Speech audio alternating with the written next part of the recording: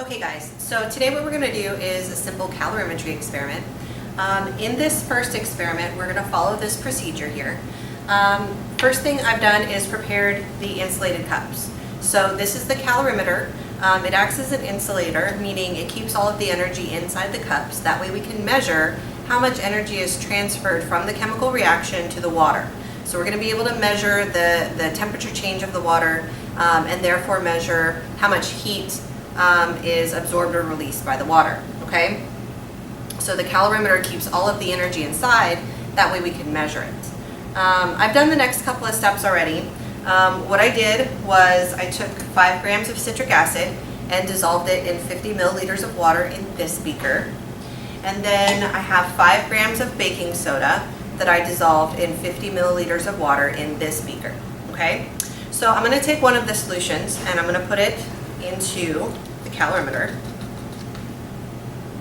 And I'm going to use my temperature probe, aka thermometer, to take the initial temperature of the solution. And I'm going to set it next to my computer here so it doesn't fall over.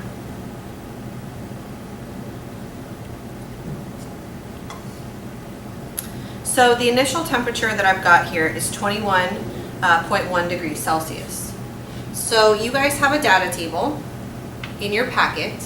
It says reaction A, baking soda and citric acid. And so before we get started, the temperature here, I've got 21.0. Yeah, 21.0. Okay. So what I'm going to do is I'm going to pour the citric acid into the calorimeter. And then every 10 seconds, I'm going to take the temperature. And I'm going to record that on the data table until, for a few readings, it stays the same.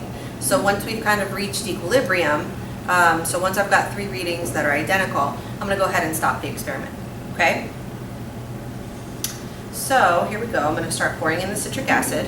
You have to pour very slowly because this does produce a gas, and so it'll bubble over. And start.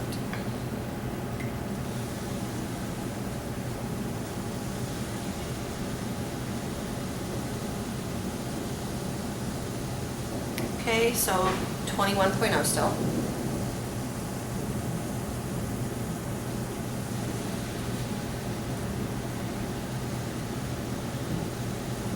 Okay, so 20.8.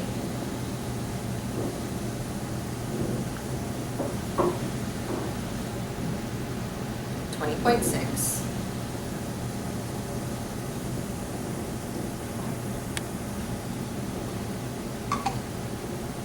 20.4,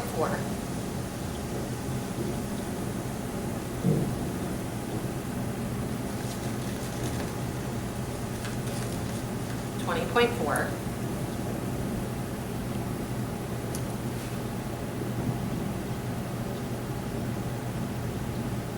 20.3,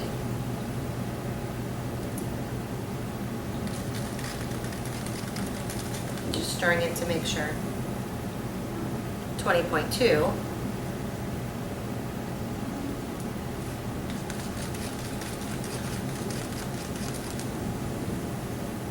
20.2,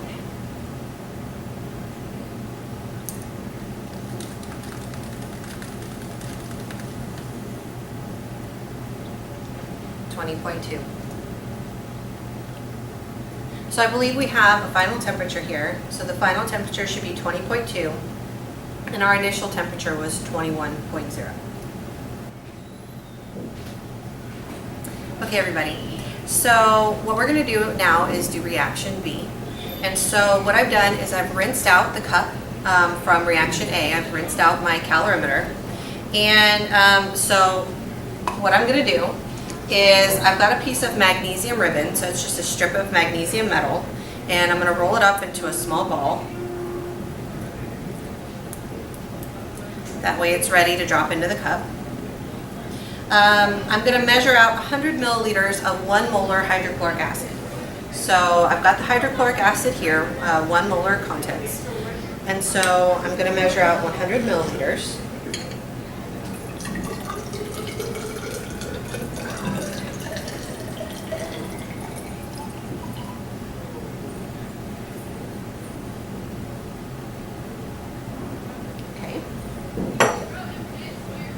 I'm going to put that into the calorimeter and I'm going to take the initial temperature.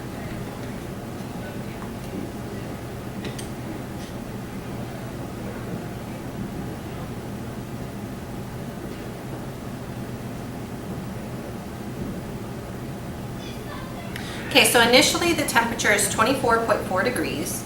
I'm going to record my data on the next page in our packet. It should say magnesium and hydrochloric acid. So the initial temperature here is 24.5 degrees.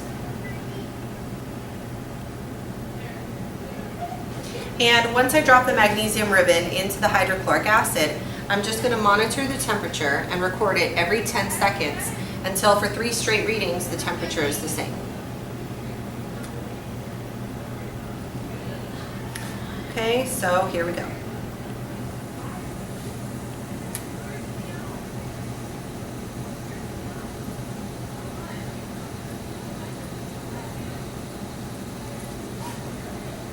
Okay, 24.5.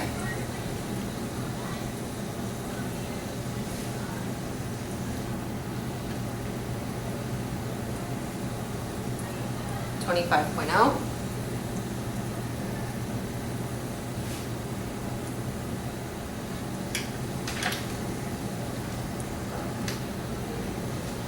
26.0.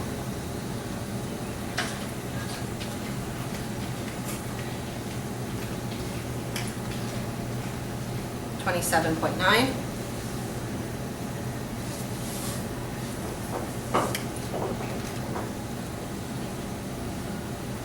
29.2.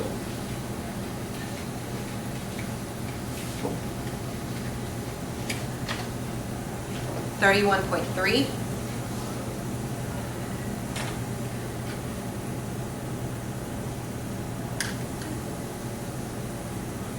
33.1.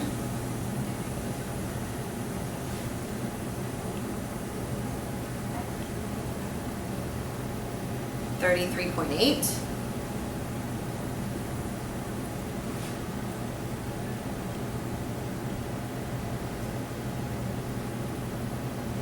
34.2.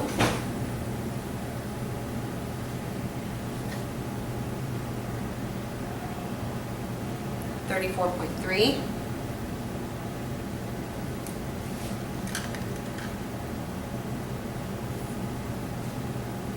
34.8.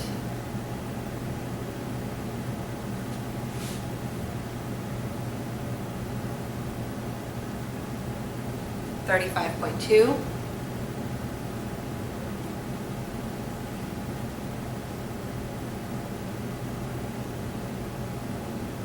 35.3.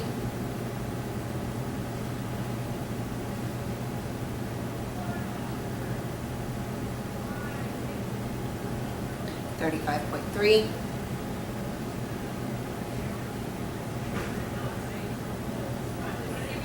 And 35.3. So I would say that our reaction is done. Okay, so what we're going to do today is we are going to analyze the data that we collected in the lab. So reaction A gave us this data. We started off with an initial temperature of 21 degrees Celsius, and we ended with a final temperature of 20.2 degrees Celsius. For reaction B, we started with an initial temperature of 24.5 and ended with a final temperature of 35.3. So on the following pages is space for us to analyze the data. So regarding reaction A, what we did in the reaction was we took 50 grams of water, aka 50 milliliters of water, and mixed that with the 5 grams of baking soda. And then we had 50 milliliters, aka 50 grams of the citric acid solution, and we put those together for the reaction. So if I had 50 milliliters, which is the same as 50 grams of each solution, then the total mass of my solution was 100 grams. Okay, the specific heat of water is a known value, and it's pretty much the same all the time. It's going to be 4.184 joules over grams times degrees Celsius. Okay, Our change in temperature can be calculated using the data. So then what you're going to do is plug that information into the equation for temperature change, and you're actually going to calculate the amount of heat that was either gained or lost by the water.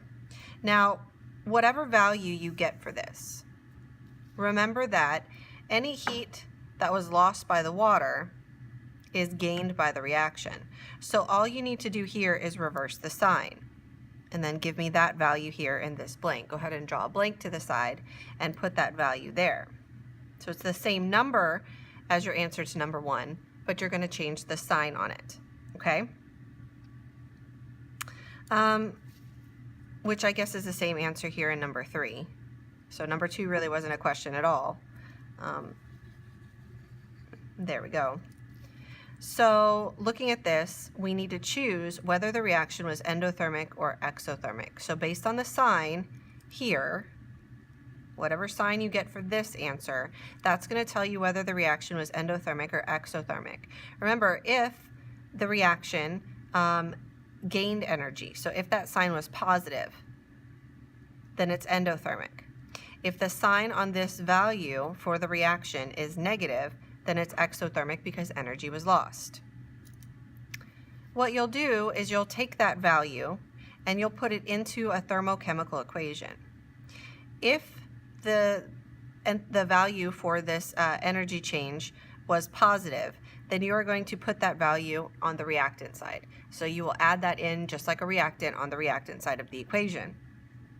If that value you calculated was negative, then that value is going to end up becoming part of the products. Now, it's not going to be subtracted in the thermochemical equation. It's going to be added into the equation, but it's going to be a product. So if it's endothermic, it goes in as a reactant. If it's exothermic, it goes in as a product.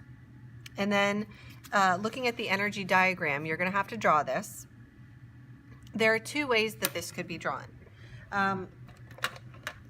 For any endothermic reaction, anytime a reaction is endothermic, it's going to start low, there's going to be a bump, and it's going to end high.